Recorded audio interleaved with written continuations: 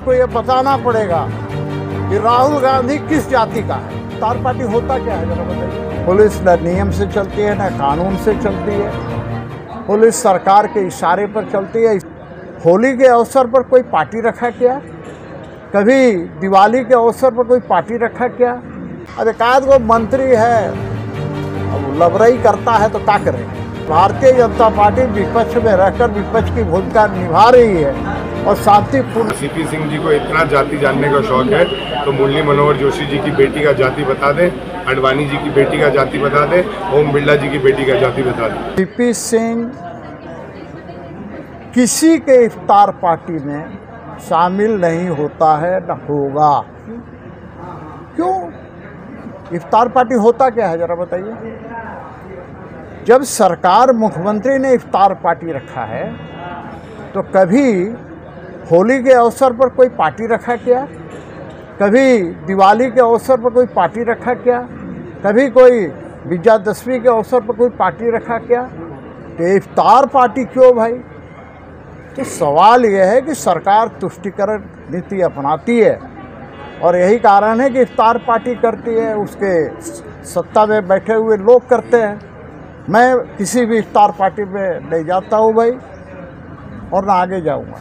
Sir, आप पहले दिन से झारखंड गठन के पहले दिन से सदन में आ रहे हैं बतौर विधायक और आज तक इस बार के लेकिन सत्र में ऐसा देखा जा रहा है कि टोका टोकी जो पहले हंसी मजाक या लाइटर मूवमेंट में होता था, इस बार व्यक्तिगत हो रहा है और किसी को पीड़ा पहुंचाने के उद्देश्य से हो रहा है। तो क्या ये नए सदस्यों के आने की वजह से हुआ है या आपको लगता है एक अलग तरह की इस पर? नहीं, ऐसा नहीं है। देखिए, कोई किसी को पीड़ा क्यों पहुंचाएगा? मुझे नहीं लगता कि कोई किसी को पीड़ा पहुंचाने का काम कर रहा है। लेकिन टोका टोकी होती है, पहले भी होती थी। पहले छोटा सदन था तो वहाँ पर यही सत्ता में बैठे हुए लोगों ने क्या क्या उधम नहीं मचाया था। लेकिन भारतीय जनता पार्टी विपक्ष में रहकर विपक्ष की भूमिका निभा रही है और शांतिपूर्ण ढंग से सरकार के कामकाज में, सदन के कामकाज में सहयोग कर रही है। सर, ये सुधीर कुमार सोनू की जो भूमिका है वो क्या दिखाई दे रही है, जिस तरह से वो लगातार विधायकों को पाठ पढ़ा रहे हैं संसदीय? अब देखिए, सुधीर सोनू जी पढ़ा रहे हैं भाई। देखिए, जानकार है, बोल रहे हैं, हमें तो कोई आपत्ति नहीं है उनके बोलने से। लेकिन सिर्फ शब्दों के लच्छेदारी से कोई काम नहीं होता भाई, काम करके दिखाना पड़ता है। मैंने अभी गलत क्या कहा कि पुलिस की आन बान शान खाकी है। कल खाकी कोई पहन लेगा क्या? मैंने तो कहा कि भाई अपना ही पार्टी वाला रंग है ना, हरा, जैसे स्कूल को हरा रंगवा दिया है वैसे ही खाकी आपका हरा रंग पहनवा दीजिए, हम लोग को कहाँ आपत्ति है। तो मैं ये नहीं कहूँगा। देखिए, कोई भी जवाब दे रहा, कौन रोकता है? कराना चाहिए, कौन रोकता है?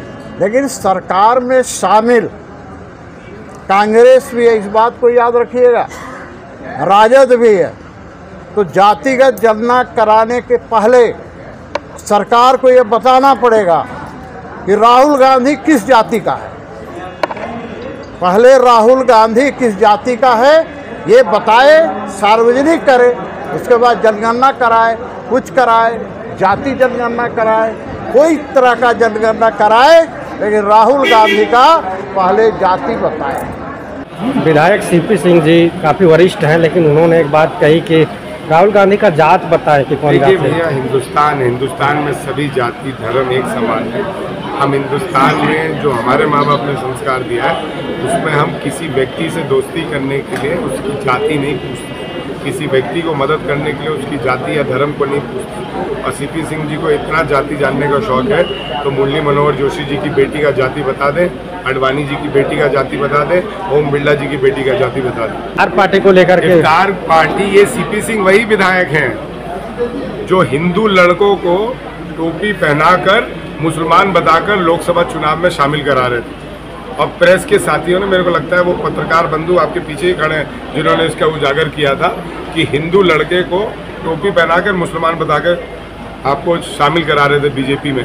और मोदी जी से क्यों नहीं जाके पूछते हैं सीपी सिंह जब इफ्तार का विरोध करते हैं तो मोदी जी से पूछना चाहिए मोहम्मद शमी को गला क्यों लगाते हैं मोदी जी, जब मोहम्मद शमी वर्ल्ड कप में एक अच्छा प्रदर्शन करता है।